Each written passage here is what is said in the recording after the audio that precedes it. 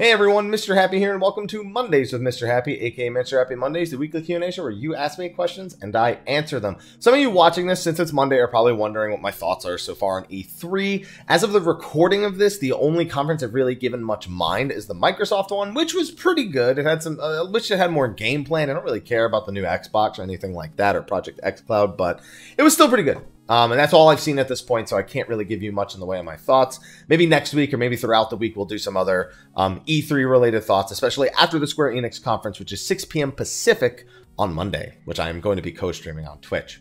But before we get into the Q&A, we got to thank our sponsors over on Patreon for supporting the channel through #demonetize. I still get some private messages both on Twitter, and I've gotten some comments on the YouTube section asking if I could come up with a different solution for shouting out the Patreon sponsors. I did try a scrolling list, and I didn't really like the way that it looked because the list was so long that it just kind of didn't look great. So just as a reminder, and it's been there for literally months, if you're tired of hearing it because you hear it every week, you know these people, don't forget there is a timestamp that goes to the first question in the description. There has been for months, and I put that there out of that request months ago and feel like I still need to cover it from time to time here.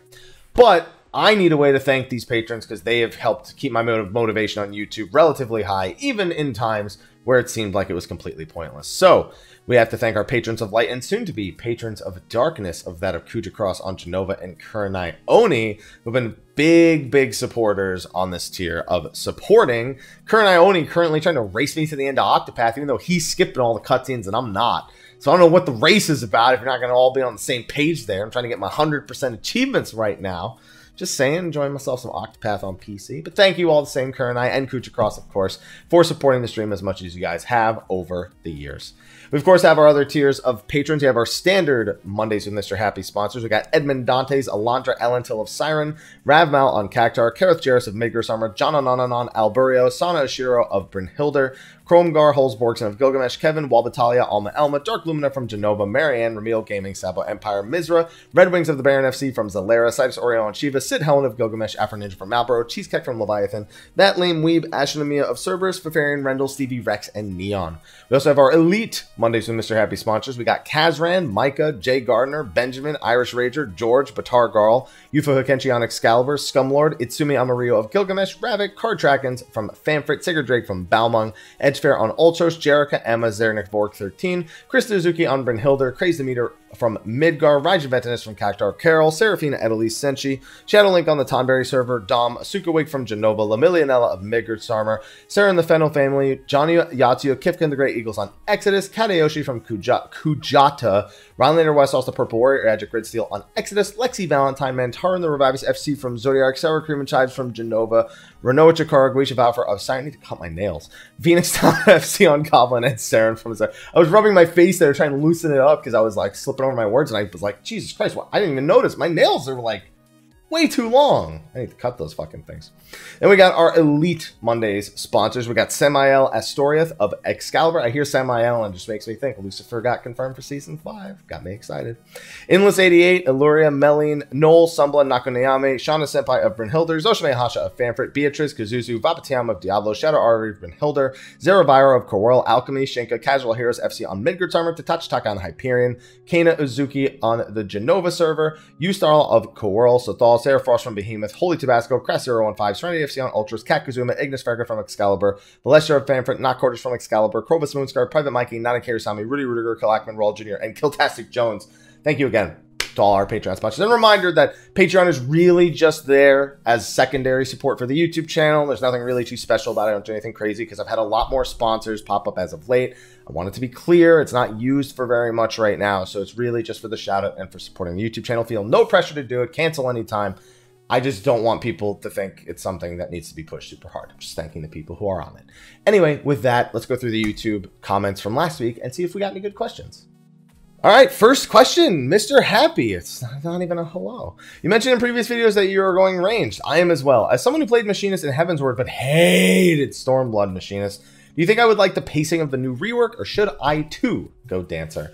So Machinist is currently at a bit of an impasse because I personally think the new Machinist is going to feel better than the Stormblood Machinist, but A lot of people are noticing Heat Blast on the 1.5 seconds causes, it's always caused an issue with the rapid fire GCDs and potential clipping. And because there's so many more 1.5 second GCDs on Machinist now, the clipping people are afraid may make it feel clunky. We'll probably have to get our hands on it. And personally, I think they could subvert this by either A, speeding it up to the point where no matter what, you're just spamming Heat Blast during Wildfire, and then change its effect in regards to Gauss Barrel and Ricochet to make it a little bit more of a recharge and less of a gotta weave in between, which may be what their intent is now. However, the game has a hard cap on a 1.5 second GCD, so they'd have to bring it down to a 1 second non-GCD in order to actually make this work based on the way they do the rest of their abilities, and maybe they could already manage that. Or bring it up to 1.75 so there's more room to actually weave, and then raise the potency on Wildfire to account for 5 GCDs on average instead of 6, to either 175 or 200 potency per hit. Either way, I think they can make those changes and make it feel a lot better. That's my only concern, since you're specifically asking about the pacing, and that's been the thing I've seen Machinist pros saying is their #1 concern. I think Dancer's a lot of fun, but I think Dancer is going to potentially run into some clipping issues as well. Not nearly as annoying or clunky as Machinist could be, depending on what the final product ends up looking like.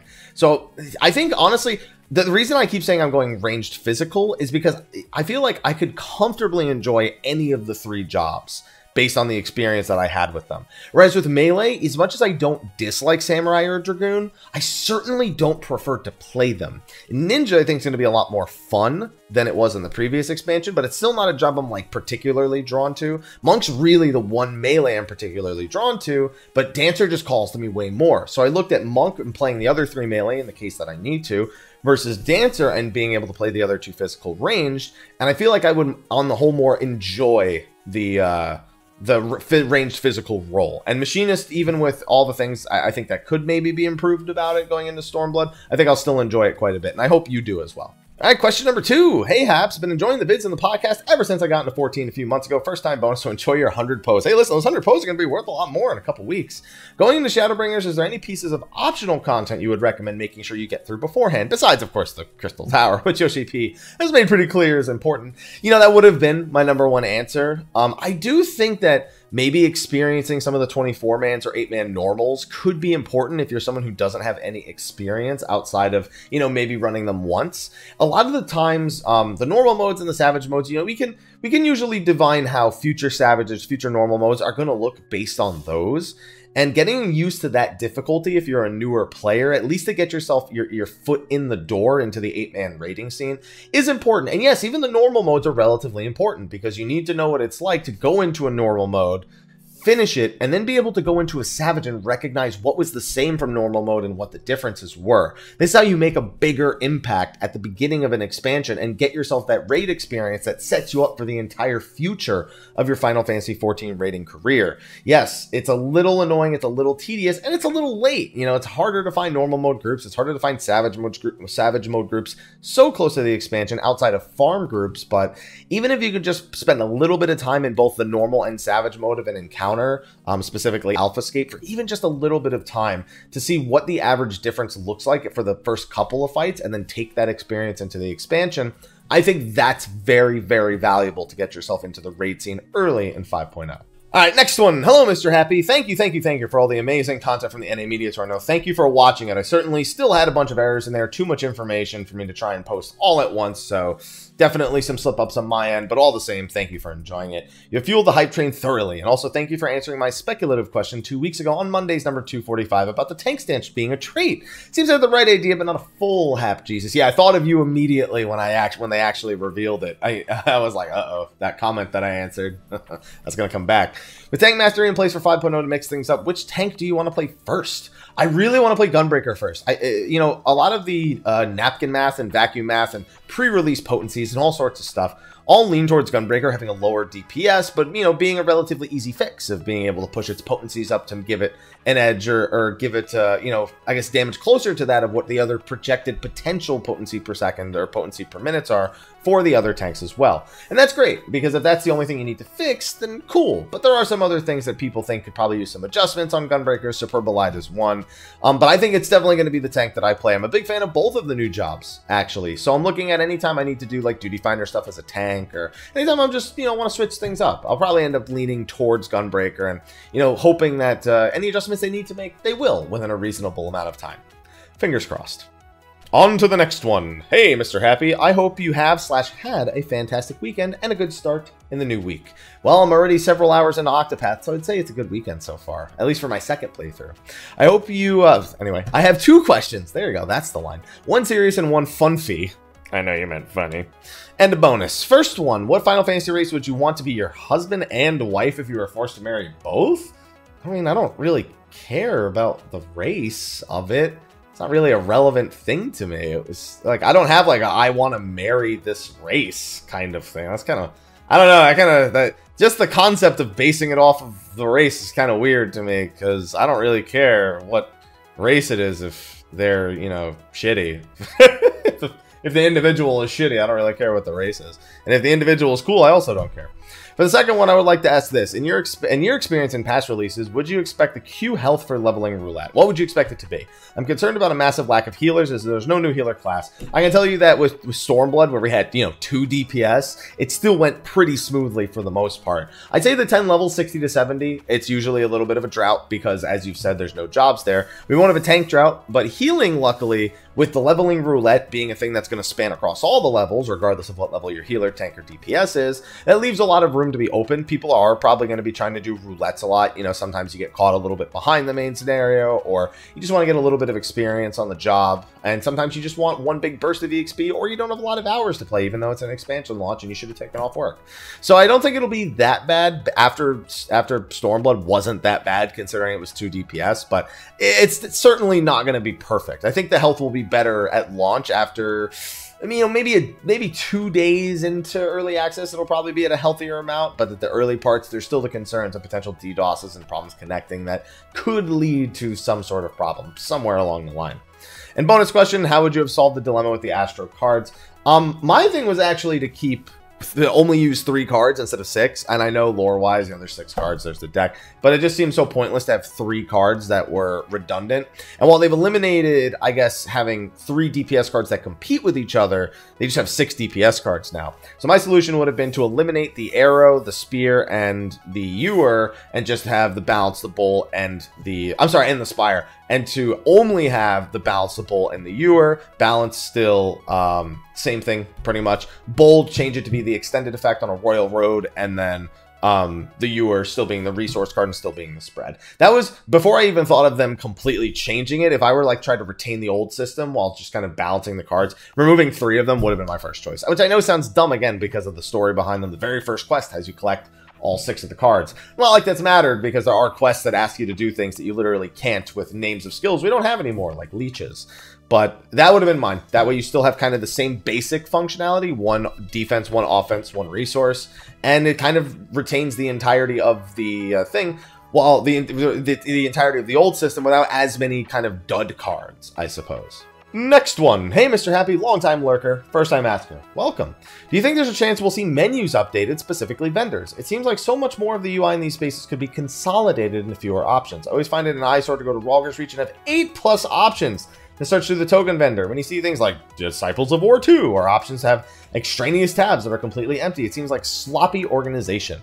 Personally, my band-aid solution would be to add more filters to reduce options. For example, include all armors and weapon in one, but have a checkbox for things like current class, Disciples of War. I think you're onto something. I definitely think, having recently looked at that NPC and had somebody bring this exact question to me in a live stream, that it's a perfectly valid thing to want to improve on. It's a mess. Even just looking at the NPC that sells you like tokens, or the NPC that gradually collects Alphascape, or the Omega tokens, whether they be normal or savage, it's a mess. I completely agree. And that could totally be either consolidated or given more options to search through it. At least things like Disciple of War 2 should be like ranged physical. It should be like, you know, ranged physical, melee, tank, healer. The problem is then there's even more options. Honestly, they should just rework the whole system from the top down. Just give you a menu that has all the items and give you options, better search options. You know, almost like more market board-esque options for the same NPC, instead of, I'd rather have that than 8 different options that I then have to remember where any of them are, and then there's always the chance I misread them, and then if I mess up, I have to exit the whole thing, go back through it. So maybe they should just make it more like the market board, where you walk up to an NPC, it has a selection of items, and then it's got filters on the left, and that's how you find the items. You know, maybe they can add those exact same categories to that filter, but that would just be so much more improved for these NPCs in particular. Next question. Hey Happy, how goes the things? The things go well. I know they wanted to reduce synergy to allow for more flexibility for raid comps, but I was very surprised to see they removed refresh from physical range jobs. I never really saw or figured it was a problem for things like Dragoon's piercing debuff or Ninja's enmity tools were. What are your opinions on the removal of refresh? You know, the removal of literally having any sort of external MP thing was pretty strange to me. It seems like, you know, for the same reason that you mentioned, they pretty much didn't want people to be able to, I guess, force compositions by saying, hey, no, we need to make sure we have refresh, we need to make sure we have a mana shift. And at the same time, all those things just kind of naturally fit into raid compositions, because most raid compositions were 2 melee, 1 physical, range, 1 magic. So you just always had these tools available. It seems like they really wanted to rebalance MP management to be more closely affiliated with the party performing well and the tanks performing well in particular, and of course the healers performing well as well. So basically they wanted it to be based on performance and not have these, I guess, mana battery tools that they always had to account for. And then maybe that's the reason. Maybe it's less so that they need to remove synergy, but I guess it is technically still in the same vein where they pretty much had to balance things as if you always had those. You know, they couldn't just be like, oh, no, we can't balance on this. They did have them because maybe they don't. But what if but now they do, and now you have too much of everything. But you can see where the problems kind of lie with this in a sense, because it just doesn't, there's just a problem of what do you actually balance the content around. And that's probably why they got rid of it. But it's going to be interesting to see healers in general with the way their MP management ends up working. White Mage will be fine. But the other two, I'm curious, how much do they rely on piety? Is there ever a point where they need to stop casting in order to conserve MP? Is there any way that people are going to, new creative ways people are going to look to conserve MP? Is it going to be just the same old gameplay? Because it doesn't really look like you have much options. There's a lot of questions. And I want the experts on the matter to be the ones who eventually see that and comment on that and whatnot. All right, this question I recognized as I was scrolling past it, so I figured I could take this opportunity to answer it. I've answered it before, 100%. So I know that Stormblood comes out with Shadowbringers on release. However, pre-order early access for Shadowbringers starts on the 28th, but the Steam page states that Stormblood and Heavensward don't come with it until the standard release on the 2nd. So for those who got Heavensward from Stormblood, how exactly does this work? Are the previous X-Packs rolled into the Shadowbringers key? So specifically what this is referring to is when you purchase, the way Final Fantasy XIV works is kind of like the opposite of the way World of Warcraft works, where with World of Warcraft, you would purchase all the expansions as part of like one big battle pass prior to the next expansion coming out. And then when you buy the next expansion, it's just on its own. So, you know, when you buy Legion, you need to make sure you own all the previous ones through whatever like bulk pass they had before. And then you're just buying your rights to the next expansion. With Final Fantasy XIV, they sell the base game as one, and then the most recent expansion always comes with every expansion prior. So if you're going to do 2 separate purchases, you have the standalone base game and then the most recent expansion, which covers all of them.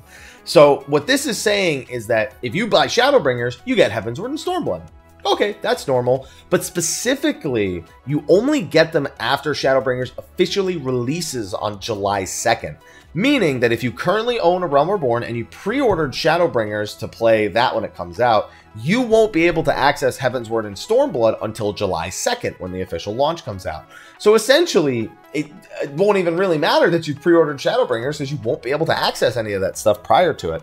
Now, one thing I will say, but I'm pretty sure this doesn't work. Maybe the pre-order codes are set in such a way that it would give you access to Heavensward and Stormblood during the early access period, but it's never explicitly stated anywhere, and I haven't met anyone that has experience with this problem, so I couldn't say for certain if the pre-order code would also cover those things. I don't think it would, though. I'm pretty sure the early access period requires you to already own Stormblood in order to, and of course Heavensward by extension, to actually get into the Shadowbringer stuff. All right, next question. Hi there, Mr. Happy. Hello. What do you think of targeting macros for GCDs? Specifically GCDs, okay. I main Paladin, but also brought White Mage and Monk to 70 to be more versatile. I found some White Mage macros for targeting the boss without clicking off tank, and when I asked for help on why it was not working, there was quite some backlash for putting GCDs on a macro. It's really that much of a loss for someone who only heals casually. I have no idea how to calculate the numbers, and if you would have to say a connotation, have a conniption fit if the healer showed up with GCD macros to a raid, then I will look into forming better habits. However, if the loss is negligible, they are helpful for beginner on controller. Okay, so it's not just the DPS loss. So first of all, that's kind of the most basic thing. The game Final Fantasy XIV, of course, uses what's called a spell queuing system, where when you press a button, within about 0.5 seconds of the next button press, it'll basically queue the action for you, and regardless of your latency and your connection to the server, it will immediately execute upon it once it's been deemed that your character is able to, whether that be from animation locks or previous skill uses or anything like that. What happens when you use macros is you're eliminating the spell queue. So no matter what, you're waiting at minimum the 2.5 seconds for your GCD or whatever your base GCD is with skill speed, spell speed. But then it's also going to wait until your latency actually kicks in, and you cannot pre-queue it. So now on top of, let's say you just have a flat 2.5. Before you can even use the action, you have to wait for all 2.5 seconds to go by. Then before your button press actually is usable, you have to wait till that end period. But now there's however many milliseconds of your personal judgment is lost, plus the amount of time it actually takes for the action to go through based on your actual latency. So let's say you have a 200 ms reaction time past your 2.5 second GCD, plus your latency to the game is 150 ms. You basically just added 350 ms to your actual decision-making time. Before, it would have just executed on the 2.5 second mark without using a macro. So that means that macro uses with skills need to be done in very select circumstances where that is not going to be a problem. It especially becomes an issue if you're trying to spam press buttons, especially OGCDs with macros, because if you try to press the button in advance, it won't go. You have to know exactly the point in time in which it is okay to start pressing the button, or it just won't work. That's just the bottom line. So on the surface, if you're someone who heals casually and you don't really give a shit and you're not trying to be competitive in anything, if you didn't tell anyone, most people probably wouldn't notice. You'd have to tell them for them to notice, because they're not gonna be like, I think that guy's using macros because he's taken an extra 200 milliseconds to cast abilities. It's like, no one's gonna notice that. However, if we're talking about efficiency's sake, it gets real bad real fast. On top of your decision making not being able to be as crisp because you're always waiting on macros because you're using so many GCD abilities, it just starts to add up. Even if you were to just spam press a button that's on the GCD and a button that's macroed on the GCD, if you just press those two buttons and you just like look at the recording side by side, it adds up fast. You start losing GCDs within like 25-30 seconds, and losing GCDs across a fight just starts adding up immensely over an 8, 9, 10 minute fight, and then it goes on and on for even longer encounters. So it can be a little clunkier to play with, and it can cause some serious losses in actual efficiency. But again, if you're just doing like 4-player dungeons, you don't really give a shit, and it just helps you play a little bit more comfortably, then, whatever, no one's going to notice. But I personally say, as someone who in 2.0 thought macros were going to be super useful and was trying to use them for so many different things and learned my lesson the hard way, it's better to not form habits that rely on stuff like that and to instead try to get better at targeting for certain things. There are skills that are okay, and there are skills that people use that are really high priority that can get screwed up from macros, but they still do it anyway, and it's considered a relatively normal thing. But the less of a habit you have with putting stuff on the GCD in macros, probably going to be better for you in the long run. All right, this one's a pretty interesting one. I've seen this topic come up quite a bit as of late. Welcome back, Hap. I just beat Final Fantasy 12. Now my PS2 can rest. Well, I'm glad. I don't know why you were playing it on the PS2. You should play. I mean, I guess if you were playing IZJS on the PS2, but Zodiac Age is just the so much better version of Final Fantasy 12. It's unbelievable how much better it is. So anyway, should all dungeons above level 30 be locked to only be accessible for jobs? Man, that's fucked up. What are you going to tell your squadrons? They can't be jobs. They're all classes. What are you going to do with them? I think there should be a means through which the game more actively tells you, hey, motherfucker, you probably want to go get your job crystal. Because while the game tells you, with the guide, like, oh, there's a new quest here, there's a new quest there, this is your next quest for this. There's not really a point in the game where it tells a new player, now that you are level 30, you should consider going and unlocking your job advancement. Job advancements improve your stats and help you perform your role in the party in a far superior way to the way that classes do. Simply make sure you've been keeping, I understand nobody fucking reads in games, all right? Especially MMOs, which are probably the most important ones to read in. But there's no sort of information like that in Final Fantasy XIV. It's something that we've just, either common sensed or just, we share with new players when they actually come around to it. So I think that's more important than forcing them because they're inaccessible, because it doesn't add any information to the player. They're just going to be like, wait, jobs? What are, the player who hasn't been paying attention is just going to be like, wait, what are jobs? I don't get that. You know, isn't this my job? Like, I'm a thaumaturge right now. Is that my job? No, that's your class. You got to go do your class quest every 5 levels to get to 30, and then do your job quest. Then do your job quest every 5 levels until 50, and then you do them every 2 levels, then 60, 63, 65, 68, whatever the fuck it is, 70, and then at 80, whatever. So, I think... Did I just hear some knocking? Thought I just heard knocking. I think that... that would probably be a better way to handle it than just straight up locking the content behind things. Alright, the length of the video kind of started getting away from me, and there is a knocking noise. It's coming from one of my neighbors, so I'm probably going to answer just a couple more and then wrap things up. I saw a lot of like repeat questions too, so I think I'm kind of running out of questions to actually look through. It doesn't help that my cat is trying to sabotage the video as well. So we got a pretty long one here, so I'll try to summarize it because I've read through it a little bit. Hey, Mr. Happy, here are some coffee and cookies. I don't really like that combination. Separately, though, I'll take them. Or creamy scrambled eggs. It's a weird... You've gotten things all over the place, man. You gotta focus. While you read and answer all the questions. I have 2 questions for you. One about Final Fantasy and one about you, if you don't mind. No, I don't mind about that. These don't all have to be Final Fantasy related. For Final Fantasy XIV, with the Nier Automata raid coming in Shadowbringers, VR is implemented as a new race, the Regalia cars everywhere, don't you think Final Fantasy XIV is going to lose its identity one day? Final Fantasy XI had a great... And I'm really sorry if you guys can hear that knocking, because I don't know what it actually is, but I can, like, feel it in my feet.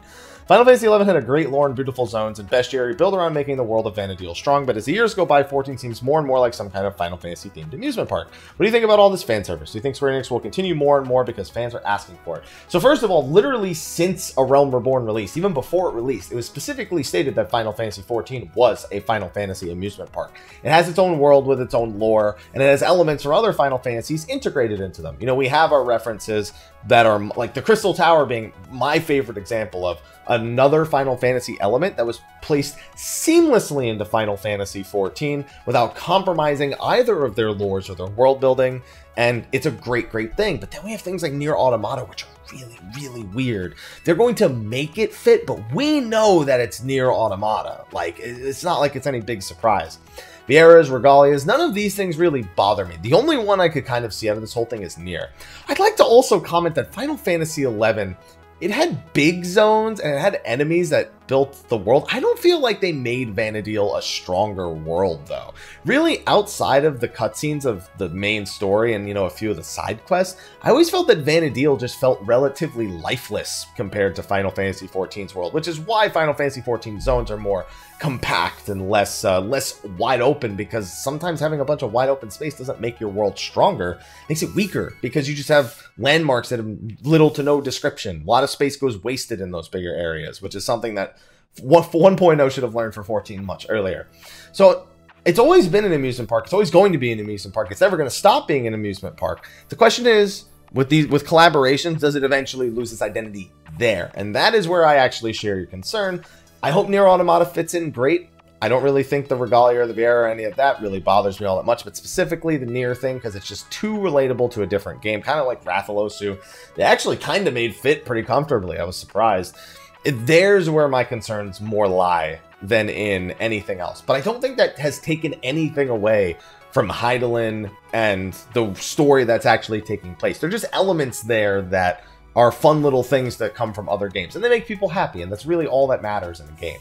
As for the second question here, I saw the words Enchroma when I actually scrolled past this. A few days I stumbled upon a video of colorblind people trying Enchromas. So funny thing about that, I have tried Enchroma glasses. My friend Alan, he had a pair, a red-green pair. Now my color blindness is very severe. It is not one kind of color blindness. I see everything in tints and shades pretty much, where unless a shade or a tint is very much alike or is very different from another color, multiple colors look the same. You know, green and a yellow could look the same, blue and a purple, red and a brown, red and a green. You know, just it's all about how dark or how light they are, how much light has been added or how much light has been taken away. And only when they are vastly different and put side by side can I really tell the difference. So red-green, of course, is kind of like a natural color blindness that I have that doesn't really play into any of that. It's very common in men to have a red-green.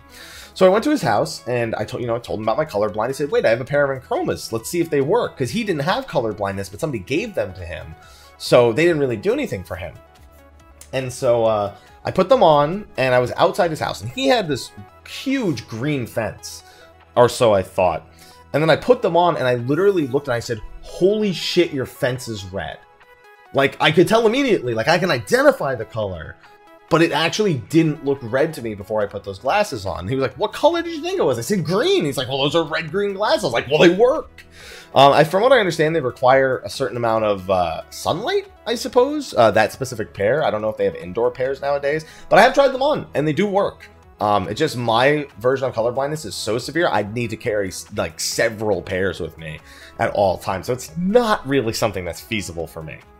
Alright, I think I'm going to make this my last one, just because that last one took a lot longer than I expected, even though I saw all the text. But it's me, so we all know how much I like to talk. Anyway, last question. Hey, Happy. First time, long time. Much appreciated. How do you feel about the skill gap and skill ceiling heading into Shadowbringers? One of my fears with 14 becoming more casual and homogenized is that personal skill is becoming less and less of a factor of how they keep changing jobs. I've always loved the risk-reward factor of stance dancing and maximizing DPS while tanking. I like the use of quotes. By the way, let me scroll down. I like the use of quotes when you say tanking, by the way. I'm all for making jobs more accessible, but I feel like people will be able to play all the jobs optimal without having to try much based on the new changes. You tested the jobs out. Do you feel the same, or do you feel there still be a high skill ceiling? So what they're doing is they're removing skill gaps in places that are considered almost expendable. You know, you should just know how to play a job. It shouldn't be this huge mystery that there's, you know, a tank stance and a DPS stance, and there's like this optimization between swapping between them. They do the same thing with the healers. You know, if you're good at DPSing, you should be able to just show you're good at DPSing by knowing how to play your job. And they're simplifying that process. But ultimately, there are people who are just bad at games, and there are people who are good at games. And there's always a skill gap between the two if there's anything I've learned. It doesn't matter what they do to some jobs. Some people just can't grasp the way things are supposed to be played sometimes. You know how many people think dots are worthless? And I'm not kidding. There are people who think dots are worthless. They're like, oh, I did the damage and that's it. The dot's not worth it. And I'm like, but if you math out the potency, they're like, no, but it just does less damage. And I'm like, that's not how that works. And then there are people who will think that, you know, the tank is missing 100 HP and they need to spam Cure 2 for whatever reason. Every time it gets hit, Cure 2, Cure 2, Cure 2. Not even using OGCDs. Oh shit, I'm out of MP. This job sucks. But my Ether Flow hasn't been used in 3 minutes. Listen, you have way more faith that people are going to be brought closer together than I do. I think you can make literally any changes to this game. In any game that has a skill floor and a skill ceiling, any reasonable change that doesn't outright say, here's 2 buttons, press 1 to do damage and 1 to heal. And even if you did that, I don't trust people entirely. The skill gap will always be there. And now it's just going to show in the ways of how much you actually understand the game. With a tank, for example. Tanking should be something people don't necessarily have trouble with in regards to outputting their damage now. They don't have to worry about stance dancing, you know, when is it up? By the way, tanks didn't even stance dance anymore. Let's be real. Tanks just stayed in fucking DPS stance all the time. It was a very rare occurrence outside of Prague that people were ever in an actual defensive stance. So it's barely even a thing. It's like when people say, oh my god, they're removing the enmity combos, the homogenization is here. It's like, first of all, them all having an enmity combo was homogenization. Second of all, nobody used those fucking things anyway. So what the fuck has really changed all that much? I think a lot of people see change and it ends up being less of what they think it is as soon as they see the majority of people get their hands on it. They think how they approach that situation, but they don't think how everyone approaches a change. And when you look at the number of different outlooks on changes, you see such a huge divide in the way players interpret things. I heard a story today of a summoner who said that he was quitting Final Fantasy XIV. Not because, you know, the experienced summoners, they go, oh, you know, Dreadworm Trance and Firebird Trance being on the same cooldown is a bit rough because while you end up with this, you know, only 20-second downtime going into Firebird Trance, after Phoenix leaves, you have this 40-second downtime, and then there's this potential where maybe you just want to pop Dreadworm Trance even though there's no target, just so you can get Firebird Trance ticking a little bit faster since they, you know, share a cooldown on the 60 seconds and you can't access one without accessing the other. An experienced summoner looks at that and goes, that could be a potential design problem. A non-experienced or someone who's just kind of casually approaching it, they see, oh, I don't have Titan anymore. Well, that sucks because doing quests, I needed him. I quit. That's what it said. That they were serious. Yeah. See? You see why I'm not worried? You see it, right? You see it, right? Yeah. Yeah. We don't have that. If you're good, you'll still look really good. Just, hey, remember this. When in doubt, there's always one thing that you have to remember when it comes to Final Fantasy XIV. And that is this little quote right here. See this? Right there, right there. Job effectiveness will vary depending on player skill. Just remember that. And I'm sure you'll enjoy your Shadowbringers plenty enough. Anyway, that's going to be a wrap. I'm just going to leave that on the screen right there. Let's just put it at the top while I'm doing my outro. Thank you for supporting the stream, or supporting the stream. See, now I'm all over the place. I stream and YouTube too much. Thank you for watching Mondays with Mr. Happy and asking all your questions. If you didn't have your question answered, or you have a question that you'd like to be answered, go to the comment section of the video below, ask it, and I will do my best to get to it next week. There are a lot more questions popping up because Shadowbringers is so close, so I'm sorry if I see a question that's been repeated a million times and I don't answer it, or if it's a question that's very much to a personal note, like what job should I play, then, you know, it's harder to get to questions like that because they're not as interesting to discuss, you know, they're very personalized to that individual. So keep that in mind, and don't forget, you know, I do live stream on Twitch, and you know, I'll answer any question there as well, so just always keep in mind I'm very reachable, at the very least. That's going to be a wrap for this episode of Mondays. Time to go rest until the Square Enix presentation at 6 p.m. on Monday, and we'll probably do some videos about the stuff that comes from that as well. Anyway, I will see all of you in the next one, and until then, take care.